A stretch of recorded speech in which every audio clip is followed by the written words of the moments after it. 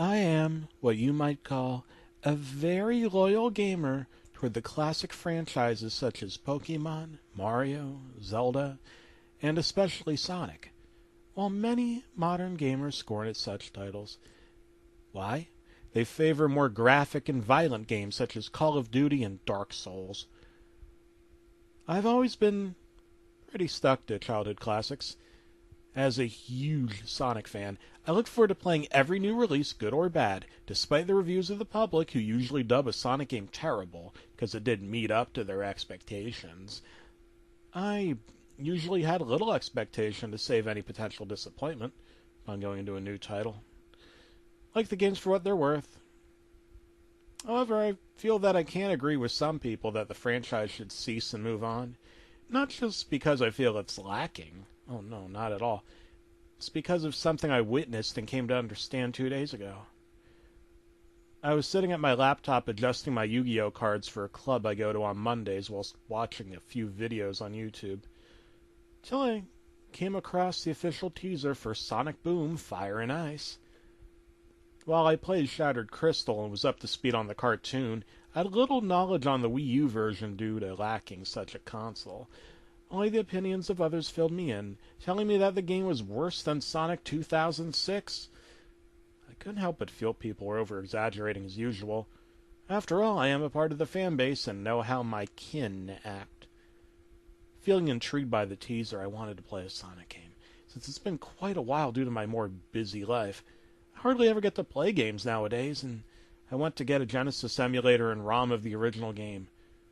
While I was able to get the emulator easy, getting a ROM for the original Sonic 1 was a task in itself due to many ROM sites I went to being shut down due to copyright infringement. A growing issue to play games at present. Of course, I could just do things legally.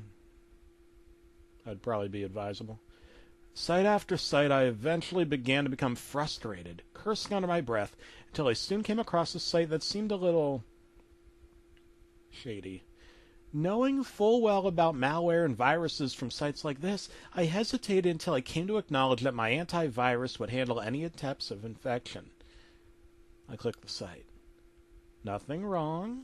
My antivirus didn't notify me and instantly blocked the site, so I shrugged it off and attempted to download the ROM. Same result as my antivirus did not reject the download. It's probably safe, I thought to myself, so I extracted the file and started up my emulator. The game started up normally with the usual Sega logo and Sonic Team text. When I reached the title screen, no music played. A glitch, I thought, whilst dreading the idea. The idea that I'd need to try to find a better working ROM. Till Sonic appeared out of the title ring. His expression wasn't the usual smug and cocky persona he usually showed. No, it was depressed and lacking in energy. Well, I got mad and I cursed loudly at the fact that I got a hack instead of the original game, but I swallowed my pride and decided to try it out, hoping for a good trade-off. As I pressed start, the game instantly threw me into the first level with the title card saying, "No more." No more what? I asked myself as the title card moved, revealing the stage, and to my surprise, I saw Green Hill Zone in a different light. Green Hill Zone was dead and lifeless. No, it wasn't filled with blood or gore like some crappy ghost story. It was lifeless in the sense that nothing or nobody was living there. The hill was abandoned. The level was silent. It lacked any background music, period. I drew my gaze to Sonic. Sonic himself stood quietly, looking at the ground, almost like he didn't have any vigor, just like in the title screen. I noted how bizarre this hack was and proceeded to move Sonic, realizing he didn't pick up any speed and only hobbled forward. At that point I noticed I was on 0 lives, which is impossible normally, because the original Sonic game was one of those early games that would end if your life counter hit 0, instead of giving you one last chance. The zone itself was empty, lacking any badniks, rings, obstacles. The plant life was very still and had a color palette to potentially imply they rotted away from neglect. As I moved Sonic through the abandoned Green Hill, which was a time killer due to how slow he was moving, I eventually came across my first trail of rings which were positioned in such a way they made out letters. words even, all capital letters. Let it end. I read this sentence and sat and thought, was there some kind of symbolism involved in this hack? Trying to give a message? I moved Sonic past the trail to another set of rings forming a word. I can't take it. Okay, who was leaving this trail beside the hacker who made the game? Is this another one of those horror story fan games? Was it one of the other characters with a death wish? I really didn't know. Had to keep moving to find out. Suddenly I jumped as Sonic turned to look at me. I noticed that this hack was acting like it was self-aware. Although a part of me wondered if the game and its titular character were indeed trying to tell me something.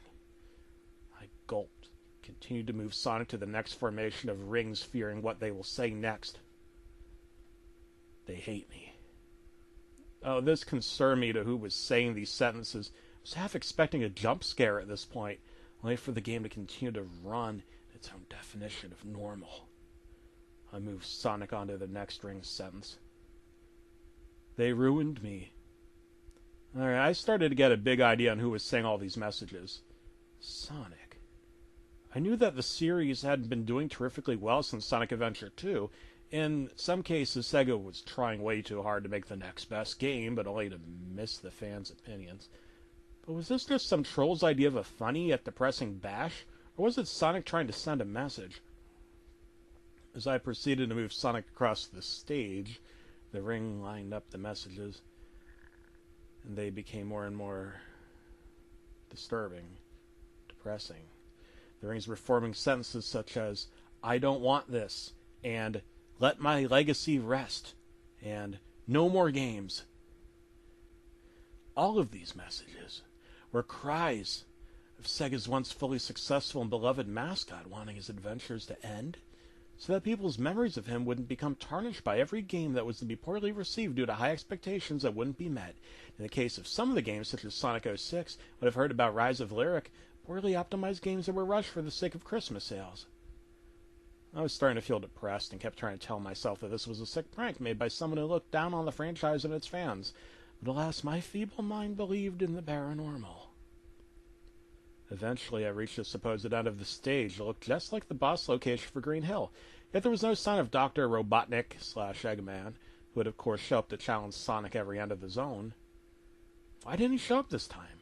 Could the Doctor have also abandoned the Green Hill, like every other living creature, leaving Sonic all alone? Sonic slowly sat down in the dead center of the screen and began to sob. He sobbed for a good minute or so, till he got up, looked at me once more, before running to the right, which led to a bottomless pit. He jumped into it, did the usual death animation, nothing gory or demonic, just a little sound effect with Sonic's dazed yet surprised face as he shot up and down. The game then alerted me that it was a game over, but instead of the words game over, it said, please be over, before cutting into a blinding mix of colors, occasionally flickering through images of Sonic's decline over the years, be it game titles, concepts, certain characters. After all this, it cut to black and displayed Sonic falling from the top of the screen before hitting the ground. Would normally have survived such a fall, he hit it with a crunch, not unlike the usual tile-breaking sound. As I sat there wondering what would occur next in this bizarre symbolistic ROM hack, I jumped in surprise as the words, "Gold influences the selfish," appeared on screen in the same text font for the try again text in the game's bad ending. The game reset through the exact same logos, and when it went to the title screen, Sonic looked even sadder than before, as if he'd gone through this exact same sequence over and over again. Curious, I played again, going through the same sequence 3 or 4 times. Each time the game returned to the title screen, Sonic looked more and more depressed, even with a few bruises mixed in on his face. After seeing this, I hastily shut down the game and sat in horror, after it clicked in my head to what this all really meant. Sonic was trapped. Trapped in this eternal cycle, game after game, forced to Sega's little marketing gimmick to fill their pockets with cash. The concept, if you think about it deeply, is sickening. If you consider this an all-too-real interaction to reach out to a fan, akin to that of a defenseless bear forced by some sick bastard to perform for their own gain. All that happened. The empty green hill, the messages, the suicide attempt, the images, all symbolism to what Sonic wants but cannot have due to the fact that he's still alive because Sega wants him to be for monetary value.